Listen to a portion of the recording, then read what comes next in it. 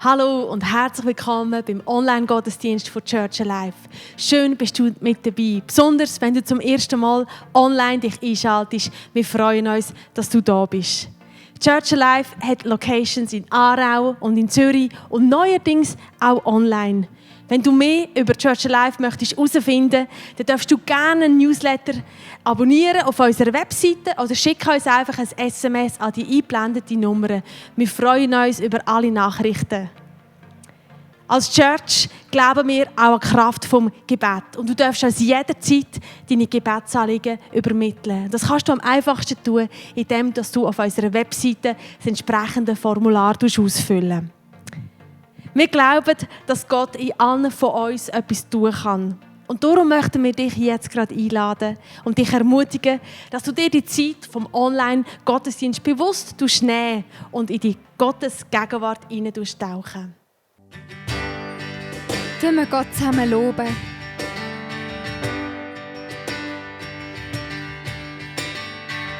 Wer bin ich, dass der höchste König mich empfängt? Bin verloren sie jetzt auch, wie er mich liebt, wie er mich liebt. Wer der Sohn befreit, er ist wirklich frei, wenn es Gottes Hand, das wird endlich frei von der Gnade.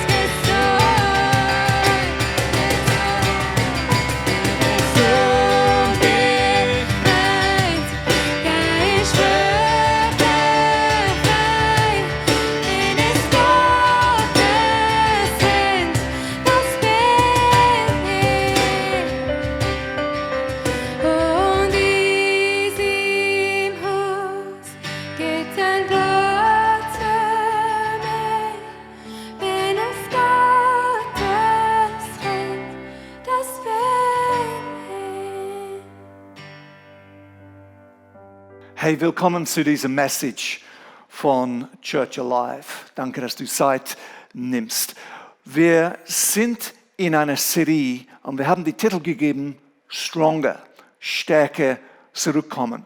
Und die Idee dahinter ist, dass durch diese schwierige Zeit, wo wir zu einem gewissen Maß immer noch drin sind und wir wissen nicht wie lange es gehen wird oder was die Konsequenzen sind, dass wir die Möglichkeit haben, stärker durch diese Krisenzeit zurückzukommen, als einfach es überleben. Jesus sagt in Johannes 16, Vers 33, hier auf die Erde werdet ihr viel Schweres erleben. Aber habt Mut, denn ich habe die Welt überwunden. Ist das nicht eine gewaltige Versprechung von Jesus? Es gibt eine Realität, wir werden immer wieder Schwierigkeiten erleben, aber wir sollten nicht unseren Mut aufgeben. Hier ist die Gedanken von heute. Was wir glauben, wird ausgesprochen, kommt aus deinem Mund, früher oder später. So nicht, was wir denken, dass wir glauben, aber was wir glauben, kommt früher oder später aus dem Mund. Es kann Leben sein, es kann Tod sein, es kann positiv sein, es kann negativ sein, aber was in unser Herz ist, kommt heraus. Matthäus 12, Vers 34 steht es so, denn aus der Fülle des Herzens redet der Mund. So müssen wir eine Frage stellen, was ist in mir? Vom was bin ich voll davon? Und so die Gedanken von heute ist, was gibt es für Gespräche, die ich selber mit mir führe? Weil unser Mund bestimmt die Richtung von unserem Leben. Wir können die beste Absicht haben, wir können Ziele haben oder Träume haben, aber was aus unserem Mund kommt und immer wieder kommt, prägt unser Leben. Es bestimmt, in welche Richtung unser Leben geht. Und so es beeinflusst und baut die Zukunft, die wir morgen erleben werden. Okay? In anderen Worten, wenn wir immer wieder negative Sachen über uns und über unser Leben aussprechen, dann wird das Schritt für Schritt unser Erlebnis sein. Wenn es voller Hoffnung ist, auch wenn es schwierig ist momentan, wenn was aus unserem Mund positiv ist, voller Glauben ist, voller Hoffnung ist, dann das wird die Erlebnis und unsere Erfahrung morgen, weil die Zukunft wird kreiert von was wir ständig über unser Leben aussprechen. Ich weiß nicht, wahrscheinlich alle von uns haben diese, lustige Erlebnisse gemacht, wo wir jemanden sehen und es sieht so aus, als ob sie mit sich selber sprechen. Und dann, wenn man näher kommt, man merkt, sie haben Kopfhörer drin und sie sprechen mit jemandem, den du nicht sehen kannst. Manchmal, Leute sprechen einfach unterwegs auf die Straße mit sich selber und du denkst, oh wow, interessant. Aber meine Frage ist, sprichst du mit dir selber? Gibt es dieses Selbstgespräch? Meine Antwort ist ja, ich spreche mit mir selber. Zum Beispiel, wenn ich am Arbeiten bin, ich spreche manchmal laut, okay, was muss ich jetzt machen? Oder ich bin unterwegs in dem Auto, wo ist das Haus, das ich suche? Muss ich hier links gehen und so weiter. Das sind neutrale Dinge, okay? Manchmal machen Leute das, manchmal nicht. Aber wir alle, ohne Ausnahme, haben ein Selbstgespräch. Wir führen Gespräche mit uns selber. Und ein Selbstgespräch ist so kraftvoll. Wir unterschätzen es total. Es sind die Gespräche, die wir mit uns selber haben, ein Dialog, die wir selber mit uns haben, über uns selber, über andere Menschen, über die Welt, über Gott, über Church, was auch immer es ist, über unsere Schule oder wo wir arbeiten. Und dieses Selbstgespräch prägt Schritt für Schritt unsere Erfahrung. Und so, es ist so wichtig, dass wir immer wieder einen Schritt zurücknehmen und sagen, was kommt aus meinem Mund? Ich glaube, wenn wir einfach das aufnehmen würden und einfach die Playback machen würden, wir werden erschrocken sein, wie viel Negativität kommt aus unserem Mund. Ich möchte eine Bibelstelle heute Morgen anschauen, wo Gott jemands Mund berührt. Und wir sehen diese Geschichte in Jeremia, Kapitel 1, Vers 7. Eines Tages sprach der Herr zu mir: Ich habe dich schon gekannt, ehe ich dich im Mutterleib bildete, und ehe du geboren wurdest, habe ich dich erwählt. Du sollst ein Prophet sein, der den Volken meine Botschaften verkündet. Das spricht von Jeremia, ich aber erwiderte: Oh nein, mein Herr und Gott, ich habe keine Erfahrung im Reden, denn ich bin noch viel zu jung. Doch der Herr entgegnet: Sag nicht, ich bin zu jung, zu allen Menschen, zu denen ich dich sende. Sollst du gehen und ihnen alles verkünden, was ich dir sagen werde. So sag nicht, dass du so jung bist. In anderen Worten, erlaube diese Worte nicht aus deinem Mund zu kommen. Stimme überein mit was ich sage. Und so Gott ruft Jeremia als ein Prophet. Er sagt zu ihm, wie Gott zu dir und mir sagt: Ich habe einen Plan für dein Leben. Ich habe eine Bestimmung, ich habe eine Berufung, ich habe dir Talenten gegeben. Und Jeremias Antwort war: Ich habe Angst, ich habe Furcht davon, das kann ich nicht tun, ich bin zu jung, ich habe keine Erfahrung, ich bin nicht gut am Sprechen. Und Gott sagt zu ihm: Lass diese Negativität, lass nicht einfach, dass deine Gedanken hochkommen oder deine Angst hochkommt und dein Leben bestimmt, sondern meine Worte. In anderen Worten, leg meine Worte in deinen Mund, stimme überein mit was ich sage und lass diese Worte deine Zukunft prägen. Okay? Ich glaube, immer wieder werden wir Situationen erleben, vielleicht ganz natürlich, aber auch in Glauben, wo wir nervös sind, wo wir vielleicht sogar eine gewisse Angst haben. Wie wird es sein? Während dieser Krisenzeit, dieses Jahr, viel Angst ist hochgekommen. Gedanken, wie wird es sein für mich, für meine Familie? Werde ich diese Krankheit bekommen, diese Virus bekommen? Wo werde ich arbeiten? Werden wir genug haben?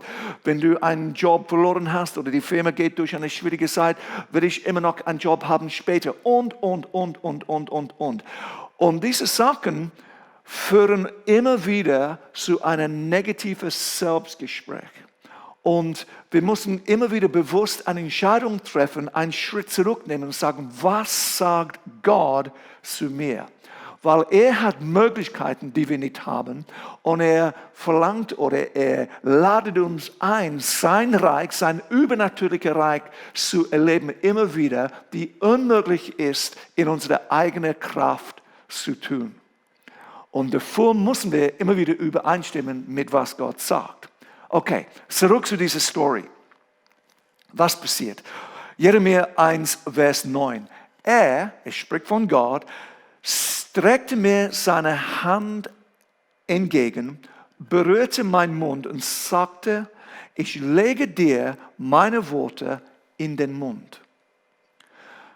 Gott streckt seine Hand aus und berührt was? Er berührt Jeremias Mund.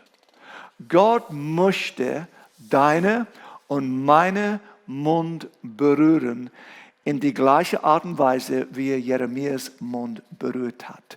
Weil Jeremias Mund, seine Bekenntnis, die Worte, die von seinem Mund gekommen sind, wollte sein Leben in eine bestimmte Richtung nehmen. Anders als was Gott hat, anders als Gottes Plan, anders als das Beste und das übernatürliche Plan, die Gott für ihn hat. Und deshalb wollte Gott nicht, dass Jeremia einfach Angst ausspricht und Furcht ausspricht und Negativität und Zweifel, sondern dass er diese Dinge zu Gott bringt und gleichzeitig Gottes Wort nimmt und das ausspricht. So Jeremia, sag nicht, dass du zu jung bist. Weil sonst wirst du in meine Pläne für dein Leben nicht hineinkommen. Er wollte, dass er seine Worte in seinen Mund hineinlegt. Warum? Weil Leben und Tod sind in unserem Mund. Das ist, was es sagt in Sprüche 18. Leben und Tod sind in unserem Mund. Die Kraft, die Power von Leben und Tod liegen in unserem Mund. In die Worte, die wir immer wieder aussprechen über unser Leben.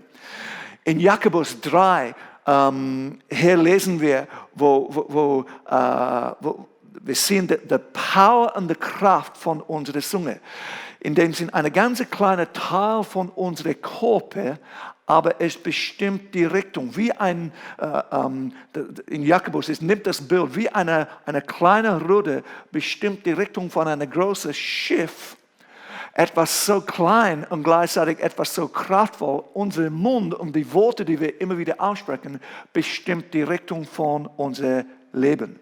Und so, wir können die Power haben, wir können die Kapazität haben, wir können die Berufung haben, Gottes Salbung sozusagen, aber wenn was aus unserem Mund immer wieder immer wieder negativ ist oder nicht übereinstimmt mit was Gott sagt, es wird automatisch uns in eine andere Richtung bringen, als was Gott für uns hat. So, Gott möchte dein Mund, mein Mund berühren. Und dein Welt, dein Leben bauen, gemäß was er sagt. Und hier ist eine Realität. Manchmal sind wir nicht weise mit den Worten, die wir aussprechen. Okay? Und die Bibel nennt es Torheit. Sei nicht dumm, mit was aus deinem Mund kommt.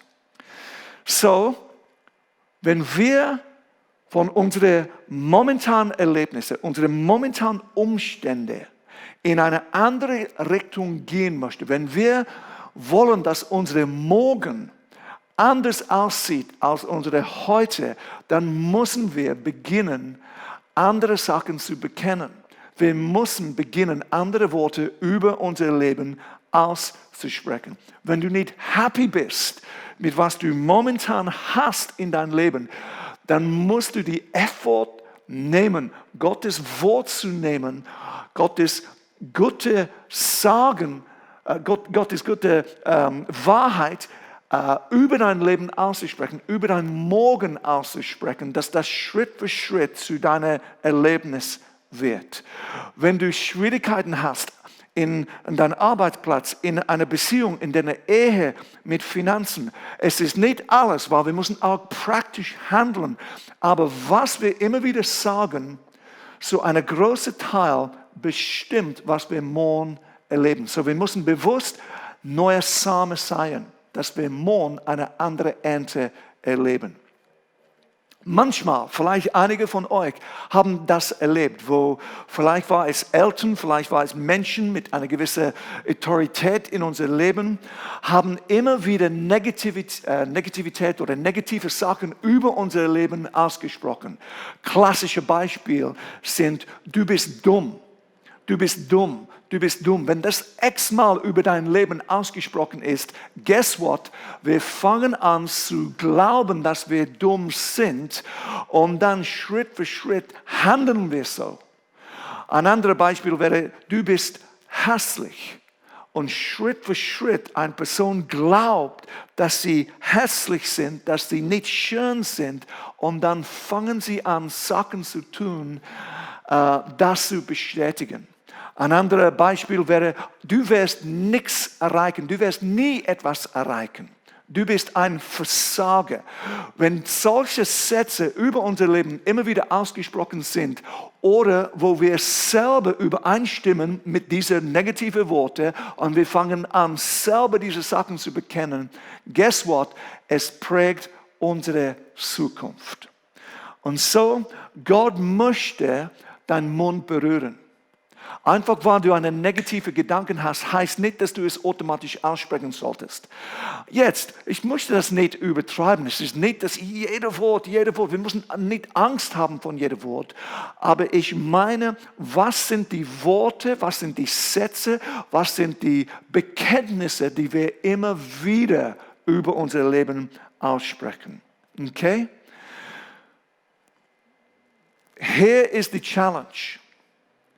Einen Schritt zurückzunehmen und wo es nötig ist, Negativität die Ernte von negativen Worten, die ausgesprochen sind, wegzureißen und eine neue Same oder neue Samen zu pflanzen, dass wir eine andere Ernte erleben.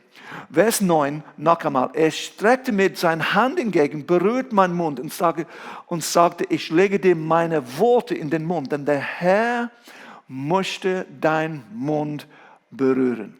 Seine Worte möchte er in deinen Mund legen. Seine Worte, wo? In dein Mund. Was kann Worte tun? Ich weiß, ich wiederhole hier, aber es ist so wichtig, dass wir verstehen, was für ein Power sie haben. Was können Worte tun?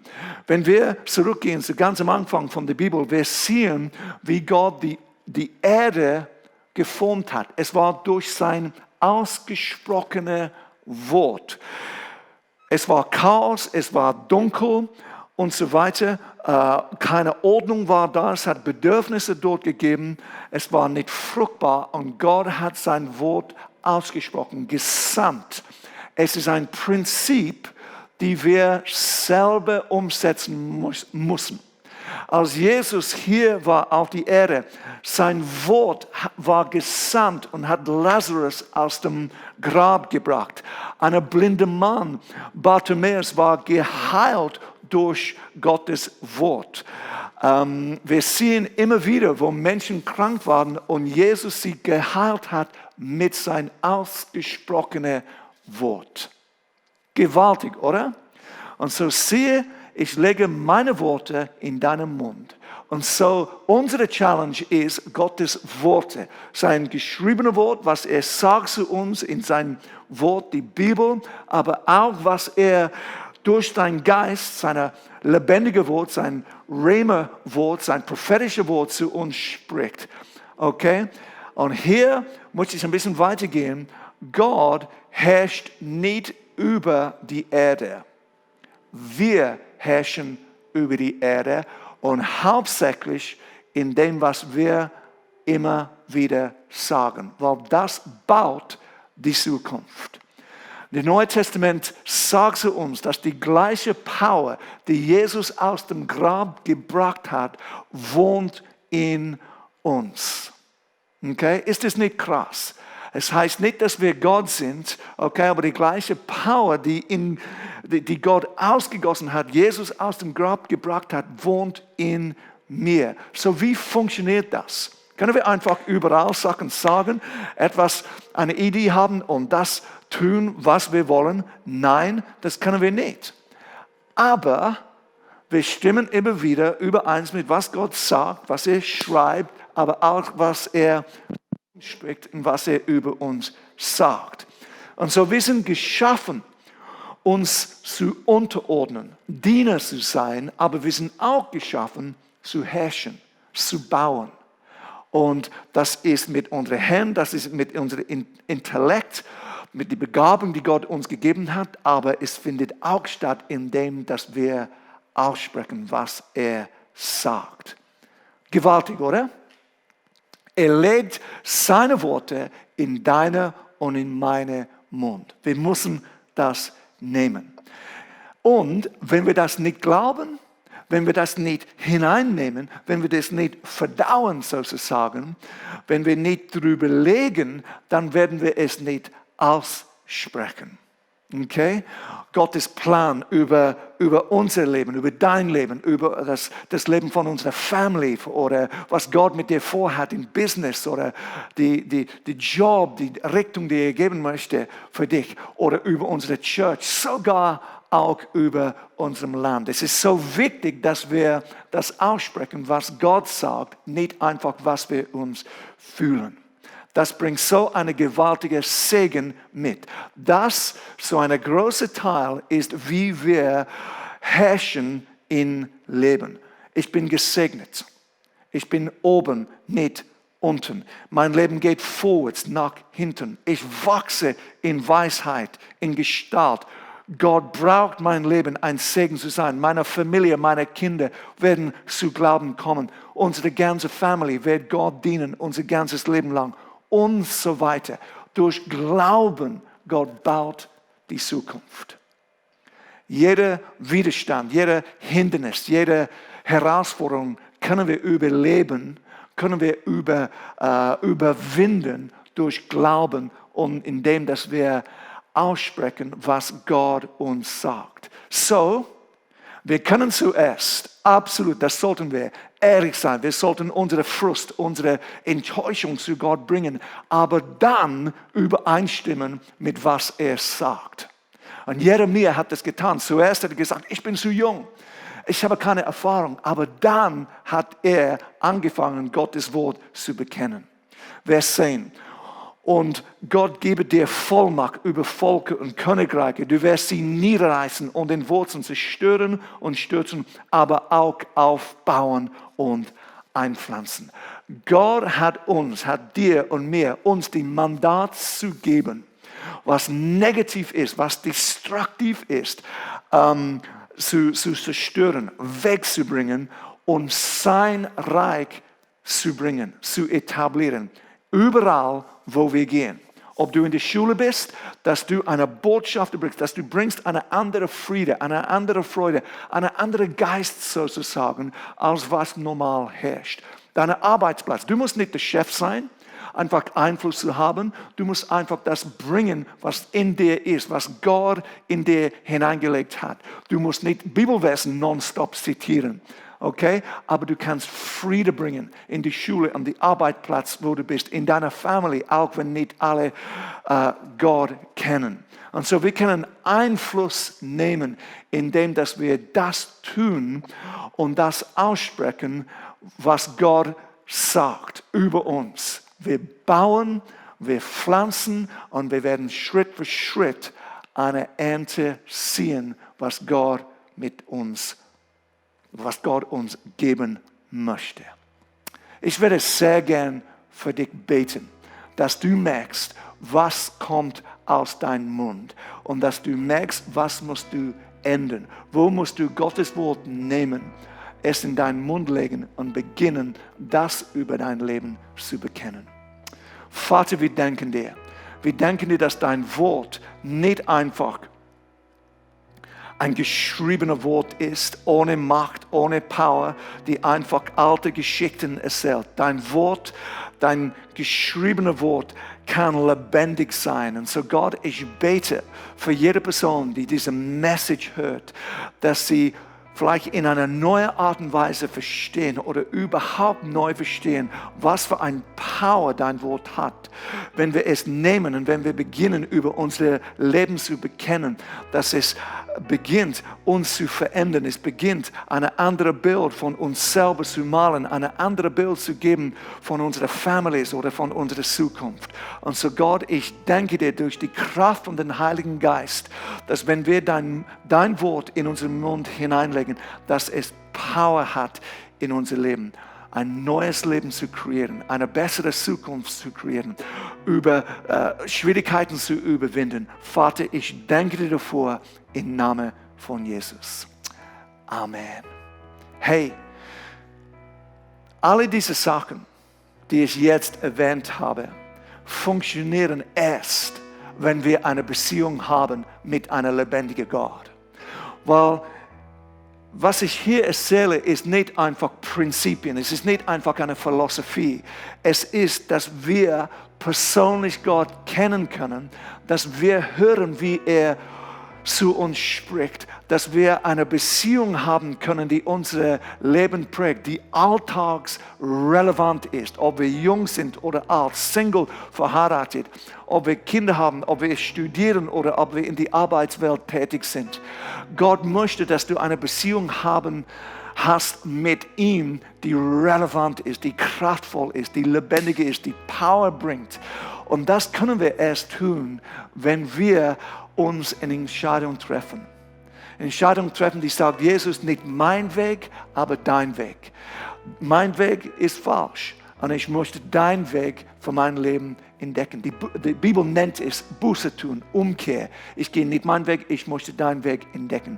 Ich setze mein Vertrauen nicht mehr in mich selber, in meine Kraft, in meine Power, aber in deine Power und in dein Wort und wer du bist. Und so vielleicht hörst du diese Message und du hast das nie wirklich getan. Vielleicht hast du in der Vergangenheit, aber durch Schwierigkeiten oder was auch immer für Umstände, bist du weg davon gekommen. Ich würde sehr gern mit dir beten und einfach diese Möglichkeit